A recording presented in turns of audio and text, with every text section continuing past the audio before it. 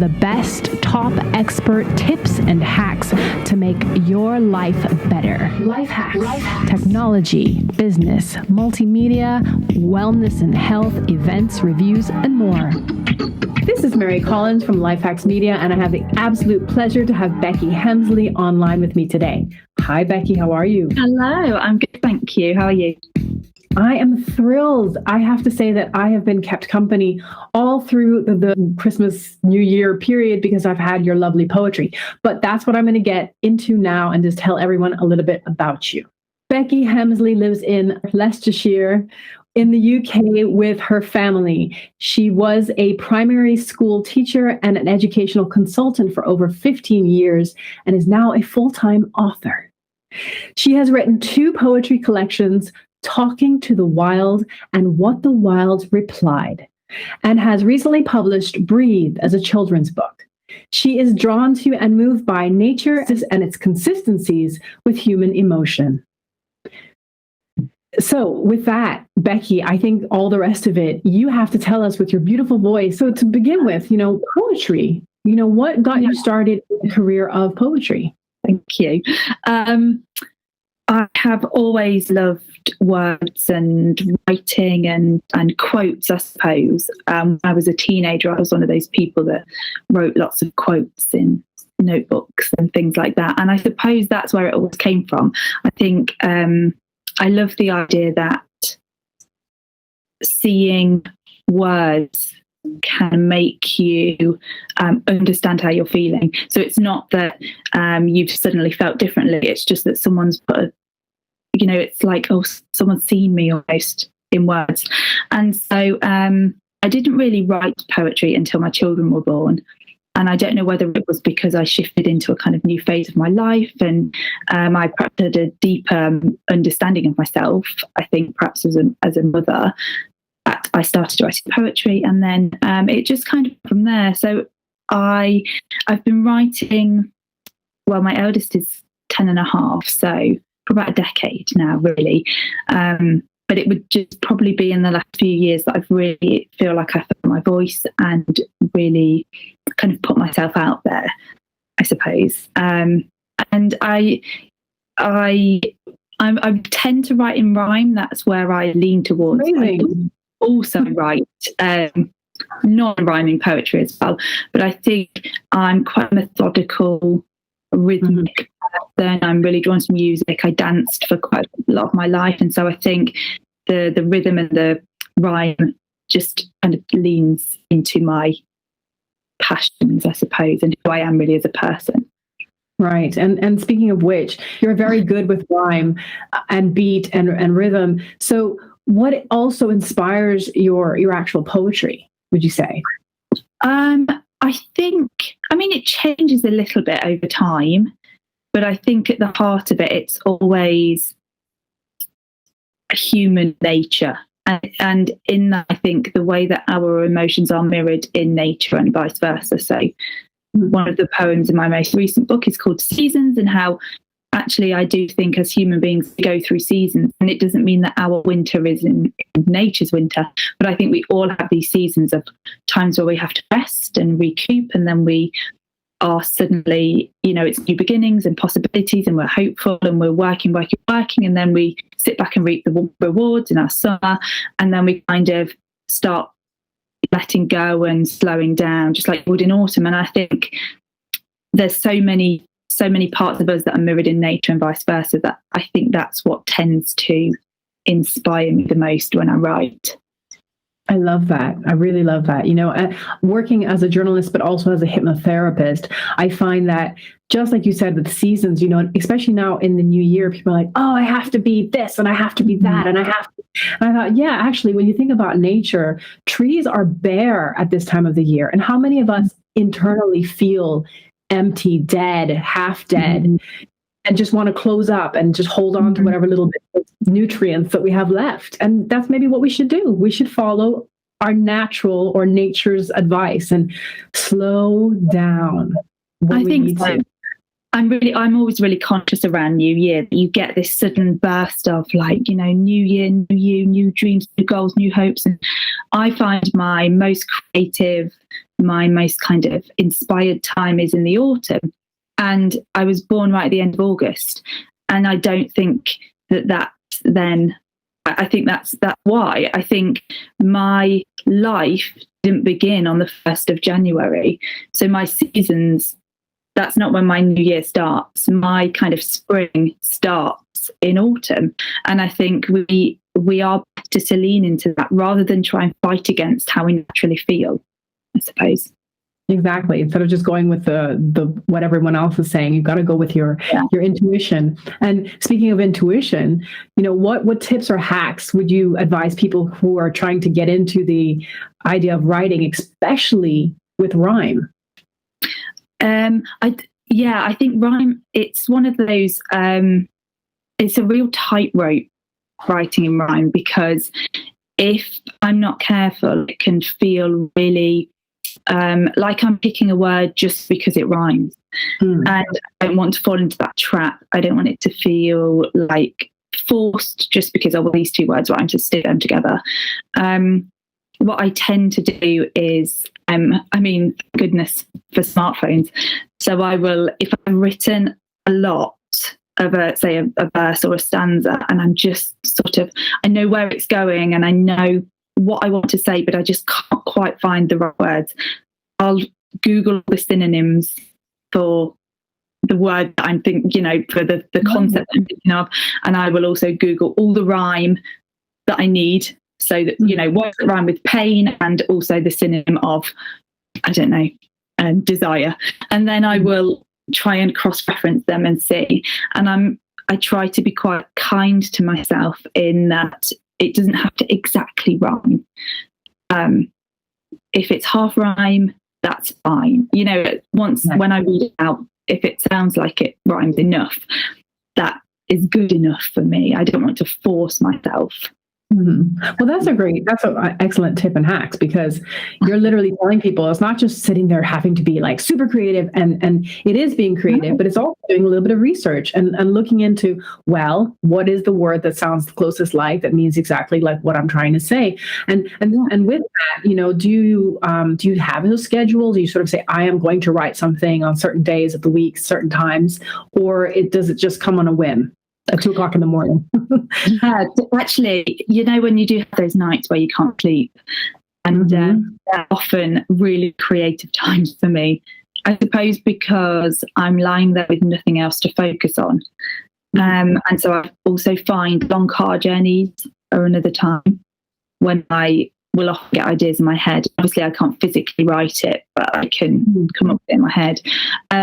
Any moments where I am, if I'm cleaning the house, where I'm on sort of autopilot with something, or where I don't have any other distractions, are the best times for me. And I think I do have to try and set some sort of schedule, but I don't force it. And if I've planned in something else, like today I'd planned, I'm going to film some stuff for YouTube, but actually I was just feeling really creative, so I just got rid of that and ended up writing like 4 poems. So I think again, it comes with that leaning into how you feel and not trying to fight it just because my schedule says I'm doing this today. Actually, if it's creative, role, you can't necessarily do that, because you might just not be inspired, I suppose, really. Exactly. No, and actually, once again, with the idea of the subconscious, they say that the most creative times is when you're doing nothing. That's it. When it's just sometimes the monotony of just vacuuming, washing dishes, that's when actually something spontaneous comes into the mind and really person focus later on. So instead of pushing it and sitting down, I have to write, I have to, just waiting for that moment when it comes up. And then I guess taking notes, like do you ever have that where you have this fantastic idea and then you get back to it and then you're like, oh, where did it go? Or especially when it's like the middle of the night, because I'm like, I'll remember it in the morning, and then I never do. So I've learned make good use of like notes app on my phone, or I have an app where it just records like you're speaking. So if I'm in the car and I have an idea, I can pull over and I can start the app and it will just run on the seat next to me, and then I'll just speak out loud. Excellent. What is it called? We're going to have to put that into your little blog bit as well. It's called Otter. Oh, yes. I've heard of that before. Yeah.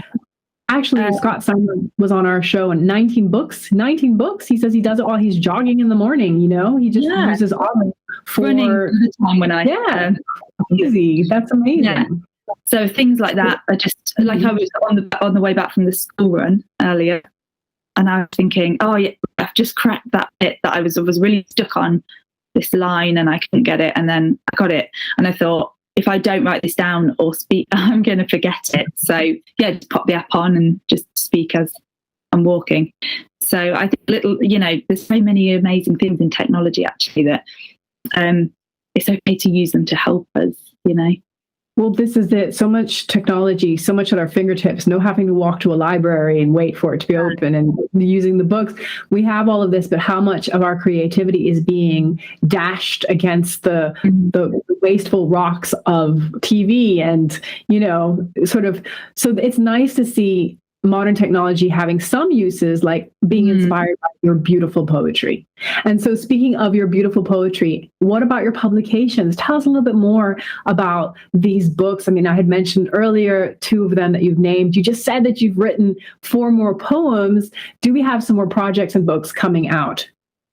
Yes. So the first book I had most of the poems written really for the first book, because like I said, I've kind of been writing for a decade, and then I edited a lot of them over the last couple of years. The pandemic, it's one of those things that it was a really difficult, terrible time for a lot of people, and I'm one of those people that doesn't like to say things happen for a reason, because I think that's really disrespectful for people who have lost people in those times and things like that. But what I do think is some positivity can often come out of even the most difficult times, even if that is just people banding together or people showing support or people being reunited or anything like that. And for me, that time, it gave me the space, it gave me the time to actually sit and focus on something that I otherwise would not have had the time for. I'd have just carried on the treadmill of work and life, and I would have got around to it eventually, I believe, but I don't think it would have happened for a long time. So it gave me that time, it gave me that space, and I was able to look over everything I'd written and edit it and really make it fit with my voice. And so when Breathe kind of got really popular on social media, I thought, let's put all of what I've got into a book and publish that one.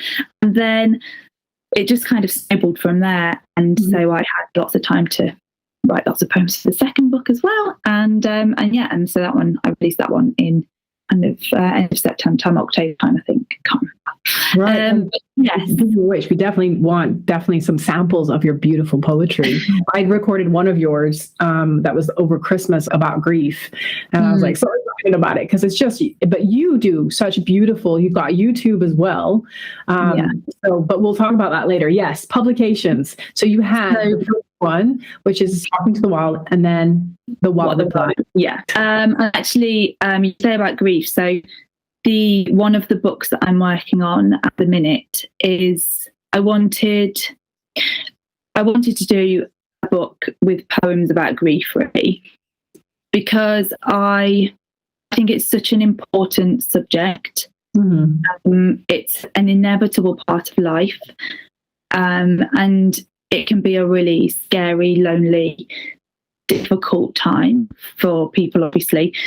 And what I realised when I was kind of editing and looking through my last book was that whilst there were a few poems about grief, they're just kind of sprinkled in amongst others. And whilst that's fine, if you are dealing with grief, actually to kind of just happen upon one and maybe think, oh, this is really helpful, and then go to another one that's all about trees is perhaps as helpful. And I noticed that I have a lot of a lot of people message me, a lot of people comment and say, you know, this is really helpful when I share things about grief. So I feel like there is a need for people to have more of a bank to refer to. And writing about grief is difficult because I don't like it to feel hopeless, because people already feel hopeless, but it also shouldn't feel trivialized. Right. So quite a difficult balance to get, but I think it's an important balance. So I want to make a collection which is poems just for sort of, you know, weathering the storm, I suppose. Right. So that's kind of what I've been working on today, actually. Okay. So I'm going to have a little break from that because I feel a bit, you know, because it's quite heavy. Right. It is a heavy subject, but like you said, you have managed to, I think, really be empathetic.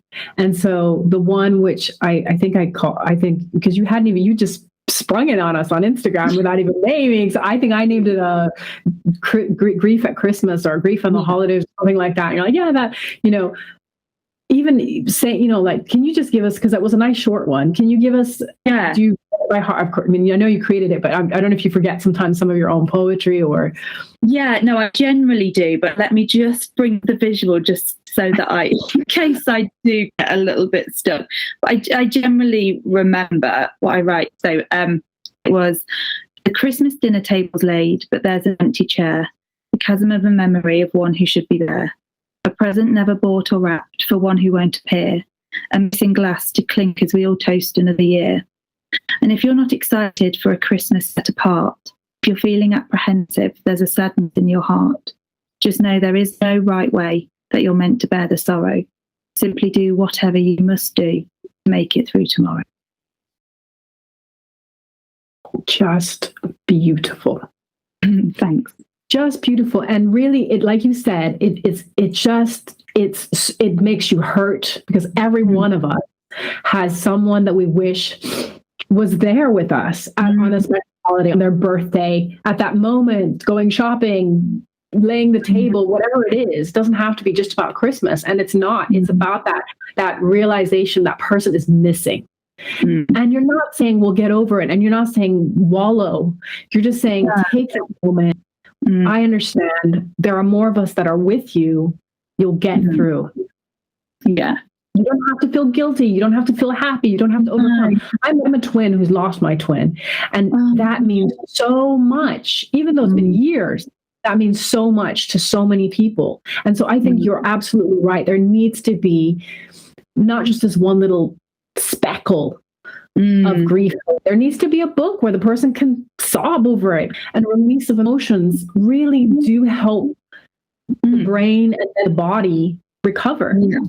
And I think that's really what my whole aim is with writing poetry in general. It's just that help people know that whatever they feel, it's okay. Like, emotions are not wrong.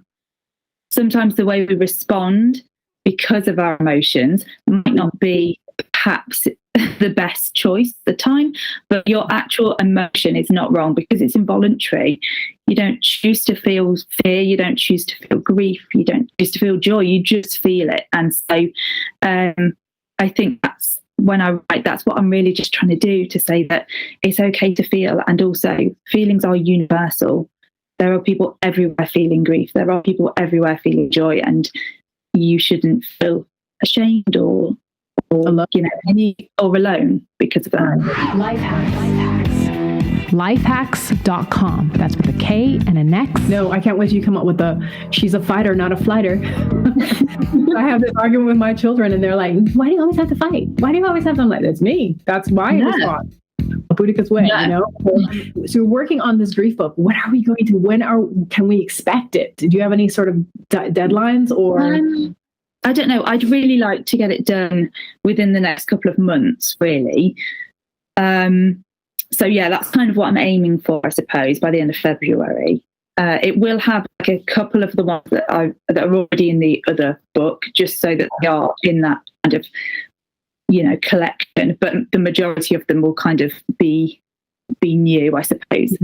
And And what I've done already is just write down all the ideas for them, and then I kind of go back and I'm like, right, which one's jumping out at me at the minute? Yeah. Or you got to have one with pets. Pets are so important to us as well. Yeah. There's so many subjects. But so when you'd done the, talking to the wild and then the wild replied ones, give us a little bit more context of what those were really about. Yeah, talking to the wild, I suppose, was because it wasn't ever really planned as a collection. It was just everything I'd written. So I had to sort of find a way to bring it all together. That's the hardest thing with a poetry collection, is it's not a story, it's not a book, it's not, like a narrative book. But you can't just like bundle them all in, randomly and just expect it to make sense. So I kind of went with this idea of starting at the whole world, this big like universe, going right back down to you, and then going back out, and sort of in the sense of kind of getting lost in life and then finding yourself again. That's kind of where I went with the first one. Like I say, all the poems were kind of written, so they had to sort of slot in. So there was like 4 sections. And it was like, that's not a rule. That's not every rule, but it works beautifully for you, and it works beautifully with your books. You're self-published as well. Yeah. So traditional publishing offer for the second book, but it wasn't. I hadn't done the book yet. They just came and said, "Do it," and I was back and forth about it, but actually when I weighed it up, what they wanted me to do, the amount they wanted me to write and what they wanted me to write about just wasn't sitting right with me. And so it was really hard to say no, because my book would have been in bookstores and things like that. But actually, I think what I've learned throughout all of this really is that being true to yourself is the most important thing. And I don't want to trade feeling comfortable and feeling happy with what I've done with seeing my book on in the local shop, so yeah. I think that's wonderful. And I think your following will just grow because the energy that it's created with, the beauty, the way it's written, and the way you actually say all of your different poems, you've got it in the bag, and whoever's missing out in the world, that's just too bad. We're going to have to, that's what's great about internet now, is that it can get to everyone everywhere. So I'm definitely looking forward to your next book. And of course, people can find on your social media, they can go to Becky Hemsley Poetry. I will have all of the links on my website, lifehakx.com. That's with a K and an X. And you are on, you're the third interview that has this link tree. I was like, why? And my last artist he was like, oh, because then they can see all the different layers of art that I have and everything. So this is something I have to look into and discover, this link tree. But also, your Instagram is great because you put up so many posts, like with you reading the thing, which is even more because you have a great voice for the audio file. It's really lovely listening to you, and that's just Becky Hemsley Poetry as well, isn't it? So easy to find. And so you're working on that book, and is there another one? I mean, you said, is there more than? Yeah, well, I'd already started one, which is called Letters from Life. So it is just a bit more of a random selection, I suppose. And I might just do it with a general kind of chronology of like young to old. And I think because I had quite a lot of non-rhyming poetry just hanging around, and when I shared some of it, people quite liked it, and I thought, well, I don't want to pigeonhole myself. I don't want to box myself into only English rhyming poetry. So there is lots of rhyme in it as well. But I thought, well, actually, I might as well use some of this. So there's that. You're going to be working on a collection of different stories. Is there any more that you can share with us? Like, give us a little sample of. I think the sort of next collection that's not the grief one. So the kind of just life poems, I suppose, because there's a lot more non-rhyming ones well, not a lot more, but there are non-rhyming ones, which tend to be more sort of advicey, using inverted commas, because it's more like I'm talking to the reader a lot more in those. So it's a slightly different vibe, I guess. Love that. I was an agony on, so I love that. I'm always giving advice nobody wants, but like yeah, I know. I don't know if you want to hear this, but yours will be nice. No, yours will be nice, because in poetry, I think that's just wonderful. Well, Becky, I think you're doing a fabulous job. I really look forward to more. I have bought one of your books on Amazon. I have purchased Talking to the Wild. I know that you also have an Etsy account, I guess, where people can also buy separately, but it is there on Amazon, Becky Hemsley Poetry. Super easy to find. We will put up all the links on lifehakx.com. Becky, it's been an absolute pleasure. Thank you so much. Thank you so much for having me.